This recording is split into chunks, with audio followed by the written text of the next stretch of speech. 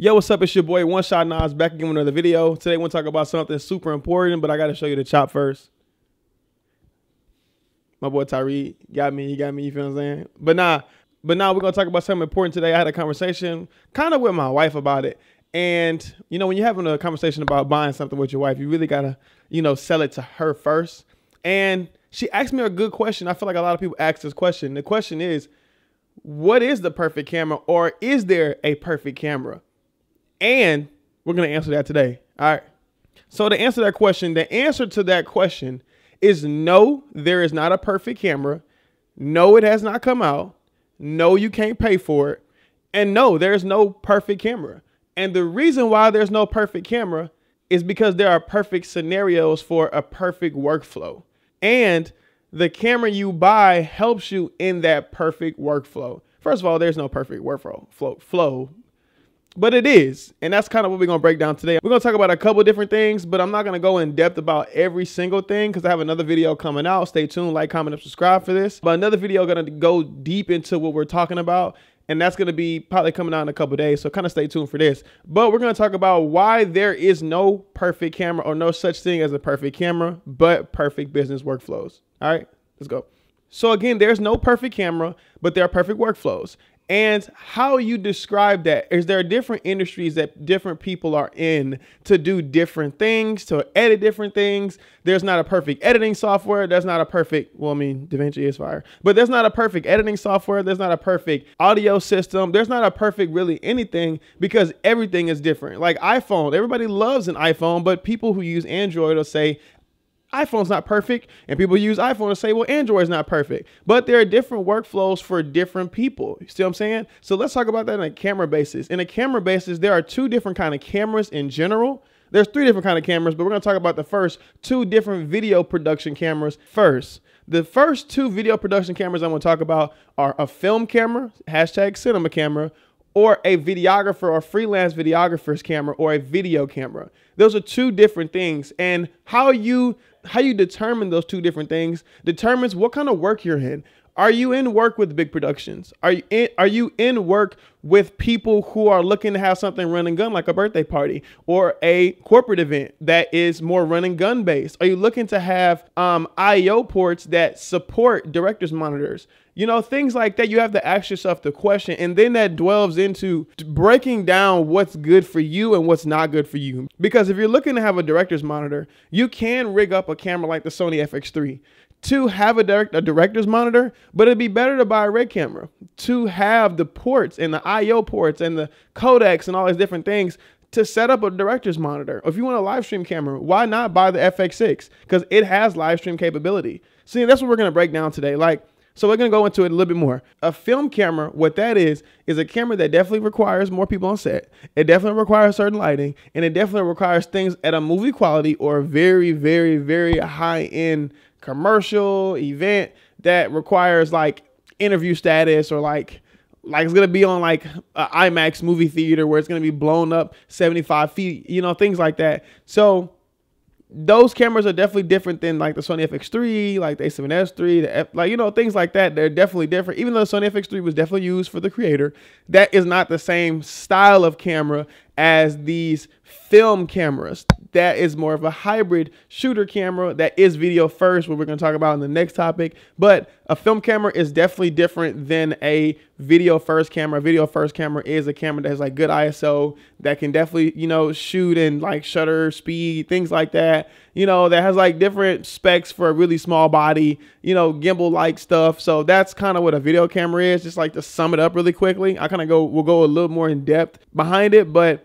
those are like the differences between like the camera you're going to buy for yourself and the camera that's going to be bought for $150,000, like a Arri Alexa or a Arri, whatever, Arri Master Primes, all these different things. Like, we're going to buy photo glass. They're going to buy cinema glass. We can still buy cinema glass for our cameras, but not at the same price. Like, two different things, two different use cases, you know, two different worlds. It's okay to not be in that world, but that's the difference between a film camera and that camera. So to me, what a video camera is a person who's a freelance video person who they need gimbal, lightweight, low ports. They need access to something running gun. They need small batteries. They need something that they can grab, something that's not too crazy. And that can be different styles of cameras like the Lumix X5 II, the FX30, the FX3, the A7S3. You got Fuji X. You got all these different cameras that are in that realm, you know, and that's completely different. The return on that is definitely different. The deliverables are different. The usability is different. Like, or you're going to need H.264, H.265, or you might have a vlogging camera, or you might have things that are point and shoot, or you might have something like a camcorder. Those are more smaller video centric cameras. Now they have high-end video cameras, but that is still a video first camera, mostly in a hybrid body. But that's not a cinema camera. A cinema camera is something that people use definitely for cinematic things, definitely for production, definitely for, definitely for productions, definitely for high-end commercials, definitely for like just really high-end stuff with a crew that's like 7 or 8 people. When you have a run and gun camera that has something like autofocus, you really don't need a 9-person crew for that because that's autofocus. But when you have cinema glass, when you have PL lenses and things like that, you're going to need a crew to sit and help you set up a Steadicam because you can't put it on a gimbal. The camera's too big, or it needs a certain battery percentage. It needs a 12 volt out, or it needs a 15 volt out, things like that. You don't really put baby batteries in a camera like that. You put really huge batteries on the back of a camera like gold mount or V mount. Now you can rig all the smaller cameras up like that, but no, you really don't want to, because that's kind of not what it's for, but people use it like that, but when you need a monitor that's for cam op and director, and then a person on the side who's doing live edits, things like that, those are different features that separate us from what the perfect camera looks like to us. Let's go into the second base of what a perfect camera looks like to you. We talked about film cameras versus like video cameras. Let's talk about like hybrid cameras versus like photo first cameras. And this is more of the video shooter, less like film style. Like the video shooter, right? Are you needing a camera that does both photo and video? Now, this make or break a lot of people, because some people are photographers who got into video. Some people are video people who are looking to do photography for, a certain case, or some people just want video. Some people want just photo, and that makes or break what kind of camera you get and the perfect workflow for you. So if you're looking to get a video first camera, like me personally, when I was first getting into video for a small camera, I ended up buying the Sony Fx30 because it is a video first camera. It's not a camera like the A7S3 that has great video, but also, does amazing photos. And Canon has a lot of cameras like that, where it's really a camera that's for photo, but has a lot of great that has a lot of great video features. That's like, that makes you want to buy it. But if you go into some of the things that, push to the film side or the high video side, like we just talked about, it kind of breaks you, and that's not something you might want to buy. And that's where I kind of go into the different cons of a hybrid camera, like overheating, not having fans in them, not having full-size HDMI, not having certain codecs like, ProRes or RAW or things like that, even though some of them do. But not having things like time code, that's a make or break for a lot of people in certain fields. Now, a great camera to do hybrid, a great camera that does hybrid is super awesome. Like I got the Sony Fx3. It is a technical hybrid camera, but it doesn't do like majority photo. It does like electronic shutter, which is really bad. But good cameras that are good hybrid cameras like Lumix, A7S3, A7 IV, things like that, even though the A7 IV kind of overheats. But like there are different cameras for different things. Like you really just have to find the perfect camera for your perfect workflow. And the video first cameras are definitely awesome. The photo first cameras are definitely cool. The hybrids are great. The film cameras are amazing. They're all different categories. But now we're going to kind of go into how that works, right? And how that works is different in different industries. And let me give you an example. So the different workflows, right? We're talking about hybrid cameras. We're talking about film cameras, things like that. Most film cameras don't have good low light. And they can have okay low light, but not great low light. So let's talk about like events. Events are not for film cameras, because film cameras require a lot of light to hit the sensor. They require, definitely a production and all these different things. Now, events are different. There are different styles of events, but like say, let's say we're doing a highlight recap of events. Now a highlight recap and you're in a place that only has stage lighting and no crowd lighting, and you're doing crowd shots for your highlight video. You need a camera that's one, video first, two, that has good high ISO, like a couple cameras like the Sony Fx3, the Sony Fx6, and the Sony A7S3. Those cameras go to 12,800 ISO when you're in a place where it's almost no light, and you can just turn the ISO up and it just looks super clean, because that's what it's supposed to be there for. So that's a perfect camera for that perfect scenario. I personally don't see any other cameras unless you have like a light on top of your camera that helps the light hit the sensor. But that, to me, it doesn't look really good. But a camera like the Sony Fx3, it just does amazing in those ports. Even when you're doing live stream events, you can use the Sony Fx6. Now, you wouldn't use the Sony Fx3 for that because it doesn't have SDI out or certain things that require live stream capability. See, this is where, again, there's no perfect camera. The Sony Fx6 has like SDI, it does do live streaming, it does have multicam, it does pair up to Teradeks very easily, things like that. So you would want to have that camera, and you can still get the crowd shot you're looking for, and you could work with a production company that has 15 people out in the crowd that all have Fx6s and some Fx3s, but you're definitely going to get value more with the Fx6 than the Fx3 in that situation. So it's more perfect to get that camera than it is to get the Fx3 in that scenario. But again, when you're doing like photography and things like that, you still kind of need that camera that has great ISO. So if you go, I don't really know how photo works when it comes to like dark rooms, but if you can, get a camera flash that does really great with like mechanical shutter and all these different things, like that's where the perfect camera looks at, or a hybrid camera that does that. That's why I said the A7S3, because the A7S3 has, did it just get dark in here? It did. But the A7S3 has where you can do like great photos and you can do like great video at like high ISO. So that's like a great event camera. And I would suggest those kind of cameras when you're doing events.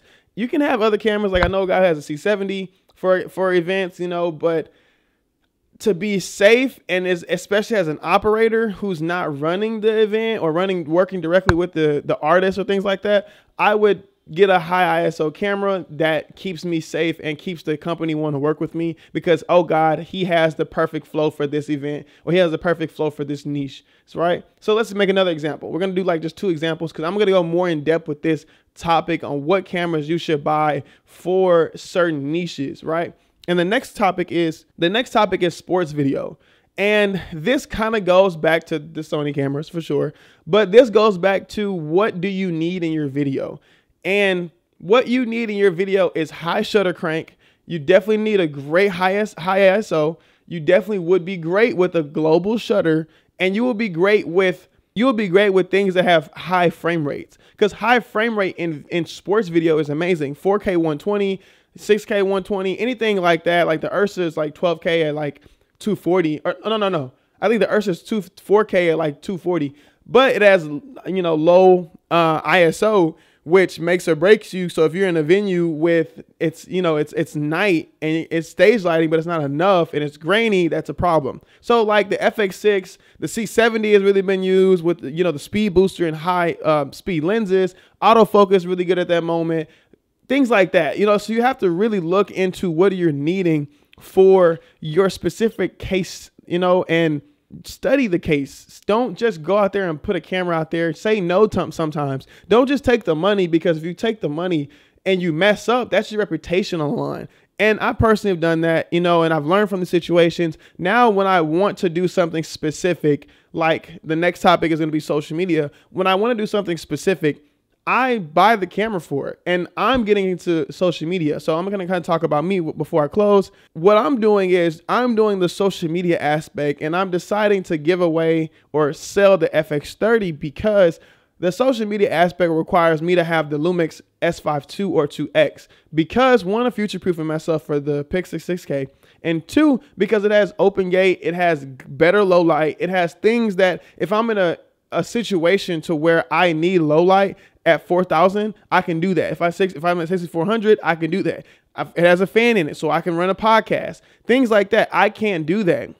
So that's kind of why that's kind of why I'm getting it. And you have to have a use case for every single camera that you're trying to buy, and don't just buy the camera that looks good now, because I also want to do photos. The Lumix does 9 frames per second on mechanical shutter and like 30 bursts on like electronic shutter. That's amazing. But like, I can't take my FX30 out and do the same thing. I can take electronic pictures, but it's like 1 frame per second. And if I want to do sports, I can't do that. So that's what I'm saying. You have to figure out what's the perfect camera for your perfect situation. So the answer to this question is there is no perfect camera, but there's a perfect situation for everything. Now in my next video, I want to talk about the perfect situation, and we're going to dive deeper into the niches and what kind of cameras, and kind of get into the specific specs of the cameras, and really dive into what does corporate need? What does live stream need? What does food video need? What does corporate events need different than a concert? Like, what do they need? Because they need different things.